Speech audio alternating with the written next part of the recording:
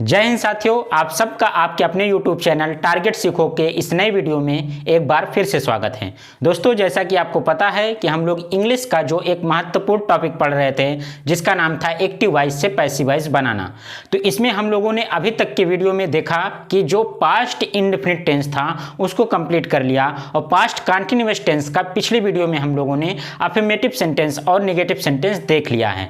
आज के वीडियो में हम लोग जानेंगे कि पास्ट कंटिन्यूअस टेंस का अगर सेंटेंस इंट्रोगेटिव सेंटेंस में है तो उसे हम लोग कैसे पैसिव वॉइस में बनाएंगे। तो दोस्तों, उसी को हम लोग आगे बढ़ाते हुए आज की वीडियो को कंप्लीट करेंगे। साथियों, अगर आपने पुरानी वीडियो को नहीं देखा है तो उसका जो लिंक है आपको कमेंट बॉक्स में मिल जाएगा, वहां से जाकर के आप वहां से देख सकते हैं। तो हम लोग आज देखेंगे पास्ट कंटिन्यूअस टेंस के सेंटेंस को जो कि इंट्रोगेटिव सेंटेंस का होगा, उसका अगर एक्टिव वॉइस दिया गया है तो पैसिव वॉइस कैसे कन्वर्ट करेंगे, इसके बारे में सीखेंगे। सबसे पहले तो हम लोग जानेंगे कि पास्ट कंटिन्यूअस टेंस का एक्टिव वॉइस का जो फार्मूला होता है, यानी जो टेंस का फार्मूला होता है वह क्या होता है। और आपको पता है कि पास्ट कंटिन्यूअस टेंस की जो पहचान है, वाक्य के अंत में रहा था, रही थी, रहे थे आदि शब्द आते हैं। ये चीज हमने आपको पिछली वीडियो में बता दिया है। अगर आप उस वीडियो को नहीं देखे हैं तो जा करके देख लीजिए।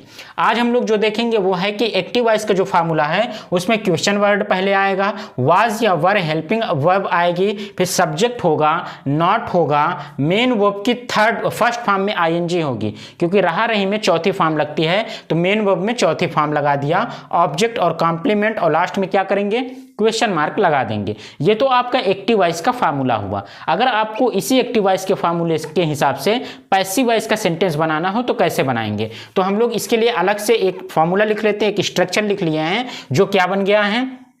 पैसिव वॉइस बनाने के लिए भी हमें क्या करना पड़ता है, क्वेश्चन वर्ड को उसी प्रकार से लिख देंगे। हेल्पिंग वर्ब आप जानते हैं कि कंटीन्यूअस टेंस में वही रहता है, तो यहां भी वही हमने हेल्पिंग वर्ब लगा दिया।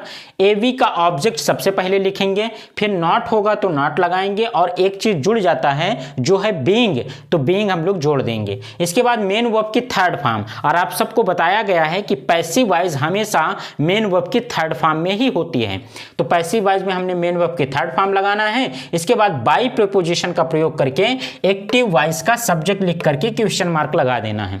इतनी बात तो हुई फार्मूले की, स्ट्रक्चर की, ये चीज हमें समझना था।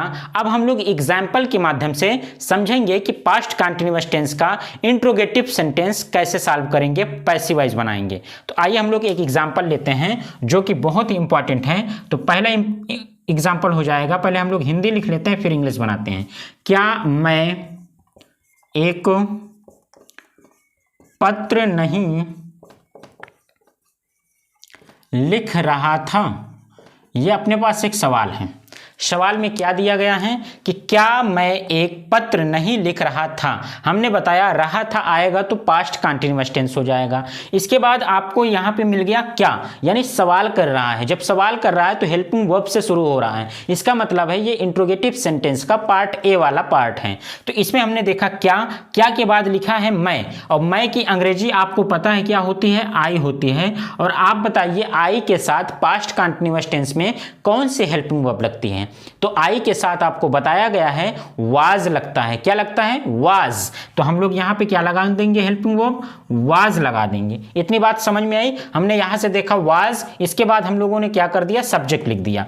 नॉट है तो आप यहां पे क्या लिख दीजिए, नॉट का प्रयोग कर दीजिए इस नहीं के लिए, ठीक है। इसके बाद मेन काम क्या हो रहा है, मेन काम है यहां पे लिख रहा था, और लिखने की अंग्रेजी होती है राइट। क्या होती है, राइट होती है, और राइट की थर्ड फॉर्म हो जाएगी रिटेन। क्या हो जाएगी, रिटेन। ये आपकी सॉरी, इसमें तो हमें थर्ड फॉर्म नहीं लगाना, इसमें हमें क्या चाहिए, वर्ब में आईएनजी फॉर्म चाहिए। राइट का राइटिंग हो जाएगा। क्या हो जाएगा, राइटिंग। और क्या लिखने की बात कर रहा है, ए लेटर, तो यहां लिख देंगे ए लेटर, एक पत्र की बात कर रहे हैं, क्वेश्चन मार्क लगा दिया। दोस्तों, हम लोगों ने क्या किया, पहले क्या की इंग्लिश लिखा हमने वाज क्यों लिखा, क्योंकि आई के साथ वाज लगता है। अगर यहाँ पे प्लूरल नंबर होता तो वर आता। आई नॉट राइटिंग अ लेटर, ये अपने पास एक्टिव वॉइस का सवाल बन गया। किसका बन गया? एक्टिव वॉइस का एक सवाल बन गया। इसी एक्टिव वॉइस के सेंटेंस को पैसिव वॉइस में बनाना है। तो उसको बनाने के लिए आपको बताया गया यहाँ पे जो भी हेल्पिंग वर्ब है उसे वैसे ही लिखेंगे, लेकिन जब उस ऑब्जेक्ट को सब्जेक्ट बनाएंगे तो उसके अनुसार लिखेंगे। हमने देखा ये मेन वर्ब है और ये क्या है? ऑब्जेक्ट है। ऑब्जेक्ट को पहले लिखेंगे तो क्या आ जाएगा? A letter. अब ये बताइए ए लेटर के साथ वाज लगेगा कि वर लगेगा? आपने देखा ए दिया गया है, इसका मतलब एक वचन है और यहाँ क्या लगा देंगे हम लोग? वाज का प्रयोग कर देंगे। तो वाज अ लेटर, नॉट है तो नॉट लगा दीजिए। इसके बाद एक्स्ट्रा चीज जुड़ती है वो है बीइंग, तो हमने बीइंग लगा दिया। मेन वर्ब की थर्ड फॉर्म चाहिए, राइट का थर्ड फॉर्म रिटन, फिर बाई प्रीपोजिशन लगाएंगे और यहां दिया गया है सब्जेक्ट में आई, और आई को क्या बनाएंगे? ऑब्जेक्ट, और आई का ऑब्जेक्ट क्या होता है? मी होता है। तो यहां पे हम लोग क्या लिख देंगे? मी, और क्वेश्चन मार्क लगा करके ये हो गया आपका पैसिव वॉइस। बात समझ में आ गई होगी। ये वाज कहां से आया? जब हमने इस ऑब्जेक्ट को, ये ऑब्जेक्ट किसका है? एक्टिव वॉइस का है, इसी को सब्जेक्ट बनाना था ना, तो हमने इस ऑब्जेक्ट को उठाया, सब्जेक्ट बनाया। जब देखा हमने सब्जेक्ट में हमारे पास एक वचन का सब्जेक्ट है तो हमने हेल्पिंग वर्ब क्या लगा दिया? वाज लगा दिया। तो वाज अ लेटर, नॉट था लिख दिया। कॉन्टिन्यूअस टेंस में बीइंग लगता है पैसिव वॉइस में, तो हमने बीइंग लगा दिया। पैसिव वॉइस में हमेशा थर्ड फॉर्म लगती है, हमने थर्ड फॉर्म लगा दिया। फिर बाई प्रीपोजिशन लगाया, ऑब्जेक्ट बन गया है। आई का ऑब्जेक्ट क्या हो जाएगा? मी, तो हम लोगों ने यहाँ पे मी लिख दिया है। बात समझ में आ गई होगी। लेकिन एक एग्जाम्पल हम लोग और देखते हैं जो कि इसी वाले सेंटेंस का होगा, पार्ट ए का। तो दूसरा एग्जाम्पल देखेंगे, क्या राम तुम्हें नहीं देख रहा था? ये अपने पास एक सेंटेंस है जो है क्या कि क्या राम तुम्हें नहीं देख रहा था। रहा था आ गया, आपने पहचान लिया होगा। अब ये बताइए, राम सब्जेक्ट है तो राम एक वचन का सब्जेक्ट है, तो इसके साथ हेल्पिंग वर्ब क्या लगेगी? वाज। तो सबसे पहले क्या लिखेंगे? वाज लिखेंगे। फिर सब्जेक्ट में कौन है? राम। तो वाज राम, नॉट लगा दीजिए क्योंकि नहीं दिया गया है। काम क्या कर रहा है? देखना। देखने की अंग्रेजी हो जाएगी लुक, तो लुक में आईएनजी लगाएंगे, क्या बन जाएगा? लुकिंग। और किसे देखने की बात कर रहा है? तुम्हें, और तुम्हें की इंग्लिश क्या होती है? यू, तो यहां लिख देंगे लुकिंग यू, और लास्ट में क्वेश्चन मार्क लगाएंगे। बन गया आपका एक्टिव वॉइस। क्या बन गया साथियों? एक्टिव वॉइस बन गया। इसी एक्टिव वॉइस का हम लोग क्या बनाते हैं? पैसिव वॉइस बनाते हैं। तो हमने कहा ये आपका ऑब्जेक्ट है, इसी ऑब्जेक्ट को यहां लिखेंगे तो यहां बन जाएगा यू, और यू के साथ क्या लगता है? तो हेल्पिंग वर्ब वर लगता है। तो हमने लिखा वर यू, नॉट लिख दीजिए, बीइंग जोड़ दीजिए, क्या लगेगा? बीइंग, और लुक का थर्ड फॉर्म हो जाएगा लुक्ड, बाई लगा दीजिए और राम का राम लिख देंगे, तो राम हो जाएगा। ये आपका क्वेश्चन मार्क, और ये क्या बन गया? पैसिव वॉइस बन गया है। तो हमने दो सेंटेंस देखा जो कि एक्टिव वॉइस से पैसिव वॉइस में बना, past continuous tense, interrogative sentence part A. अभी दो एग्जांपल और देखते हैं जो कि पार्ट बी का होगा। जब क्वेश्चन वर्ड बीच में आएगा, जब प्रश्नवाचक शब्द बीच में आएगा, तो उस वाले सेंटेंस को हम लोग कैसे बनाएंगे, आइए उसका एग्जाम्पल देखते हैं। सेंटेंस है, यह लड़का किताब क्यों पढ़ रहा था। तो ये आया क्यों, ये क्वेश्चन वर्ड बीच में आ गया है। अब इसका हम लोग एक्टिव वॉइस बनाते हैं, फिर उसके बाद पैसिव वॉइस बनाएंगे। सबसे पहले क्यों की इंग्लिश लिखेंगे जो कि क्वेश्चन वर्ड है। तो क्वेश्चन वर्ड क्या है यहाँ पे? क्यों। और क्यों की इंग्लिश क्या हो जाती है? वाई हो जाती है। क्या हो जाती है दोस्तों? वाई। आप जानते हैं वाई के बाद यह लड़का क्या है? सब्जेक्ट है। यह लड़का एक लड़का है, यानी एक की बात कर रहा है, सिंगुलर नंबर की, तो क्या लगाएंगे? वाज लगाएंगे। वाई के बाद वाज लगाएंगे, और यह लड़का की इंग्लिश क्या होती है? This boy. क्या हो जाएगी? This boy. तो हमने लिखा वाई, फिर वाज लगाया। वाज क्यों लगा? दिस बॉय सिंगुलर नंबर है, इसलिए क्या लग गया? वाज लग गया। तो वाई दिस बॉय। अब इसमें नॉट नहीं है तो छोड़ दीजिए। काम क्या कर रहा है? रीड कर रहा है। पढ़ने की इंग्लिश क्या होगी? रीड में आईएनजी लगाएंगे तो रीडिंग। और क्या पढ़ रहा है? आ बुक, रीडिंग आ बुक, और ये क्वेश्चन मार्क लगाएंगे। ये आपका तैयार हो गया एक्टिव वॉइस। क्या बन गया? एक्टिव वॉइस बन चुका है। अब हम लोग इसी एक्टिव वॉइस सेंटेंस को पैसिव वॉइस में कैसे कन्वर्ट करेंगे, तो इस फार्मूले की मदद से हम लोग बनाएंगे। इसमें लिखा है क्वेश्चन वर्ड, यानी ये जो लिखा है इसे हम लोग ऐसे ही लिख देते हैं, ये हो गया। अब यहाँ से वाज या वर लगाएंगे, लेकिन एक्टिव वॉइस का ऑब्जेक्ट देखेंगे, ये आपका एक्टिव वॉइस है, ये मेन वर्ब है, ये ऑब्जेक्ट है। ऑब्जेक्ट जब यहाँ ले जाएंगे तो ये पता चल जाएगा एक वचन है कि बहुवचन है। हमने लिखा ए बुक, यहाँ क्या लिख दिया, ए बुक।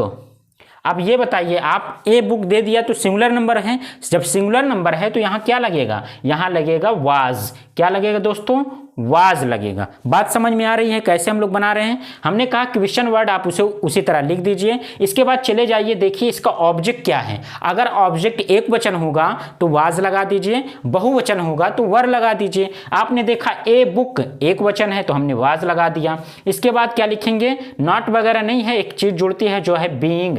कंटीन्यूअस टेंस के पैसिव वॉइस में क्या लगता है, बीइंग लगता है, वो लगा दिया। फिर दिया गया है कि मेन वर्ब की थर्ड फॉर्म, ये मेन वर्ब है रीड, और रीड की थर्ड फॉर्म भी क्या होती है, रीड होती है, तो हम लोग लिख देंगे रीड। और ये थर्ड फॉर्म नहीं है, ये तो फोर्थ फॉर्म है, यहाँ पे थर्ड फॉर्म चाहिए, रीड। अब बाई लगा दीजिए, क्या लगा दीजिए, बाई। और यहाँ लिखा है दिस बॉय, इसी दिस बॉय को ऑब्जेक्ट बना देंगे, क्या बन जाएगा, दिस बॉय। और ये क्वेश्चन मार्क लगाइए और आपका बन गया पैसिव वॉइस। बात समझ में आ गई होगी कैसे बना। सबसे पहले क्वेश्चन वर्ड उतार दिया, वाज या वर की जरूरत थी तो वाज लगा दिया। एक्टिव वॉइस का object a boy a book था, लिख दिया।